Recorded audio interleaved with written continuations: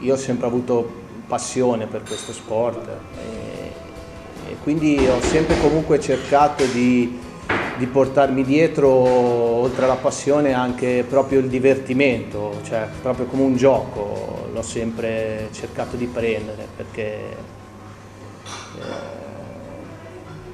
credo che debba essere visto comunque sempre come un gioco.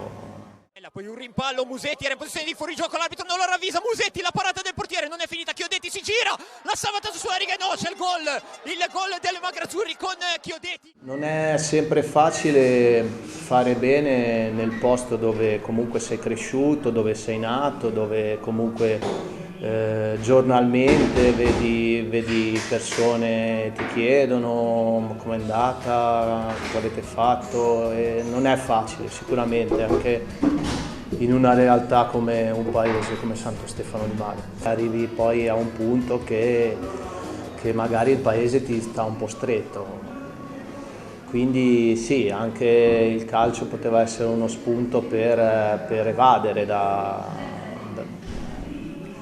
cerchia degli amici e dal paese stesso. Per motivi di lavoro ho dovuto ritornare, diciamo, nei Magrazzurri, però sicuramente un pezzo di cuore anche a Busalla, questo è innegabile. Sono stati 4 anni meravigliosi per me e ho un ricordo sempre indelebile nella mia mente. Dal primo anno, quando ho fatto 27 gol, c'erano stati degli interessamenti anche di categorie, anche di Serie D, anche di C. Poi non so com'è andata, non si è fatta nulla e sono rimasto ancora un anno, e poi invece la situazione si è sbloccata l'anno dopo, quando sono andato nella Pontremolese, in Eccellenza Toscana, che era un campionato comunque di quegli anni molto importante, con tanti giocatori ex professionisti, quindi un campionato importante. Avevo iniziato benissimo e purtroppo, a mio parere, lì si è interrotta, diciamo, la mia crescita, diciamo, calcistica, per tentare anche una via al professionismo, perché mi sono poi dovuto operare al crociato e ho avuto anche una situazione un po' travagliata e sono stato fermo più di un anno, quindi lì secondo me ho perso un po' il treno per il calcio dei professionisti.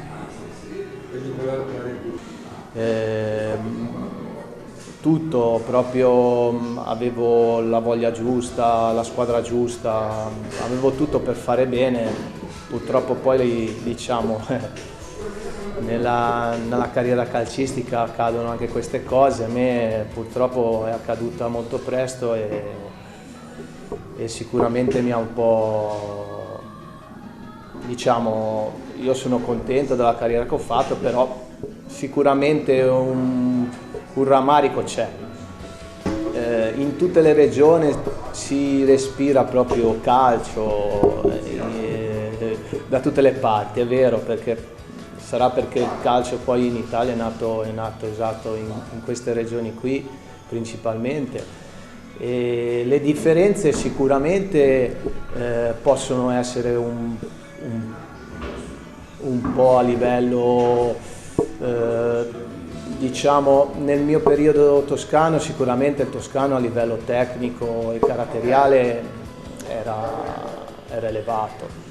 Nel piemontese c'era più tecnica e in quello ligure si mischiano un po' le due cose, però era un livello un tantino sotto.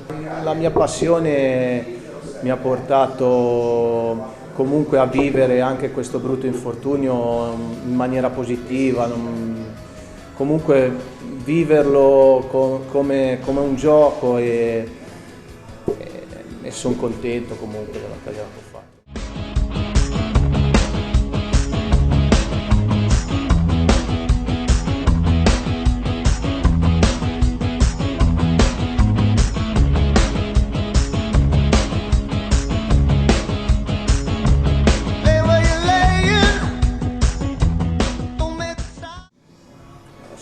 cercato comunque di rispettare il ruolo dell'allenatore e da giocatore, perché purtroppo anche loro fanno, tra virgolette, un mestiere difficile.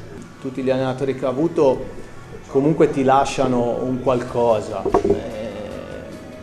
Quelli che mi vengono più in mente sicuramente all'inizio, agli esordi con Walter Affanni, che è un allenatore che comunque caratterialmente ti dà quel qualcosa in più, che magari io sono un po' carente.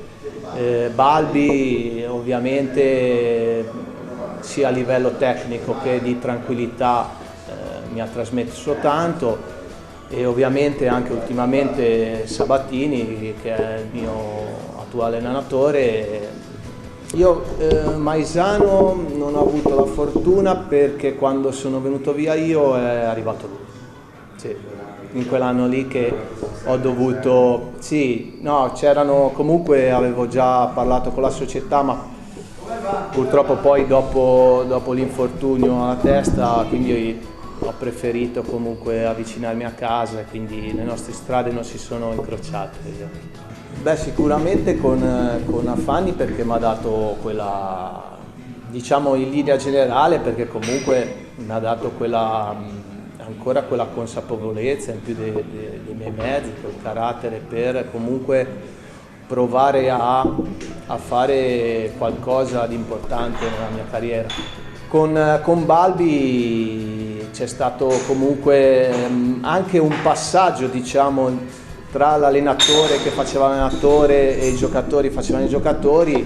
Balbi era un allenatore che comunque era assieme al gruppo, era una parte del gruppo. Il gol al 94esimo dei play-out del primo anno di Busalla, quello è un ricordo bellissimo, una festa subito dopo, e l'anno dopo un anno bellissimo, quarti in eccellenza, quando poi aveva vinto la Sestrese di Maisano. E di Sabatini ovviamente il ricordo che ci lega di più è ovviamente lui, venendo da un anno di allievi, è subentrato a Plicanti praticamente a 3 giorni dal ritiro, e abbiamo vinto il campionato di promozione salendo in eccellenza, quindi quello secondo me comunque si capisce che l'allenatore è comunque un predestinato.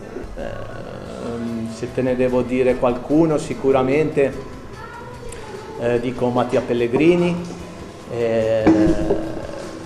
gli anni che abbiamo passato a Libarna.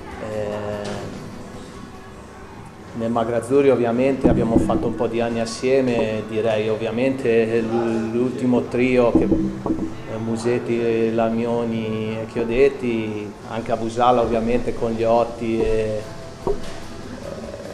abbiamo fatto cose bellissime in Arizzano, quindi adesso ricordarmeli tutti, però questi diciamo sono quelli che mi ricordo di più. Diciamo che sono stato sempre abbastanza lineare, quindi in tutte le stagioni ho sempre cercato di fare almeno in doppia cifra, e quasi sempre ci sono riuscito. Sì, diciamo il primo gol in promozione, ovviamente il 94-95, quello ovviamente ce l'ho sempre impresso nella memoria, quindi ovviamente il primo gol, diciamo, tra i grandi, tra la prima squadra, è quello che ti ricordi sempre. Sicuramente io credo quello con il Baiardo in promozione, che si è valsa poi un distacco dalla seconda importante, credo che poi ha sancito la vittoria finale del campionato. La doppietta all'andata con l'Argentina è un ricordo anche quello ben impresso nella mia mente. L'ultimo che ho segnato di quest'anno me lo ricordo sempre nel derby col Canaletto, quindi non posso scordare, diciamo il primo e l'ultimo non si scorda mai. Sì, è vero, perché anche contro il parere medico. Io comunque ho voluto continuare a giocare. Ti dico la sincera verità, io ho patito molto di più l'infortunio al ginocchio che questo. Obiettivamente, se mi dovessi, o anche qualche anno fa, fossi fatto male magari nuovamente al ginocchio, avrei preso in considerazione l'ipotesi di smettere. Alla testa, come hai detto giustamente te, non lo so, io magari non l'ho vissuta più di tanto come comunque tutti i miei compagni, mia moglie, le persone comunque che erano allo stadio, e questo comunque mi ha portato a ricominciare comunque a giocare.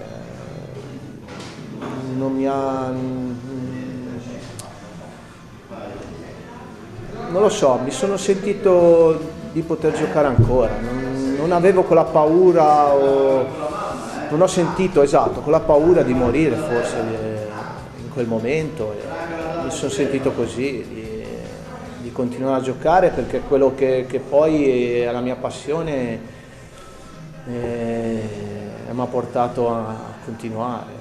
Il calcio comunque hai la possibilità di conoscere tantissime persone, questo a me è sempre piaciuto. E poi la passione proprio che ho dentro per il calcio, non ci posso fare nulla.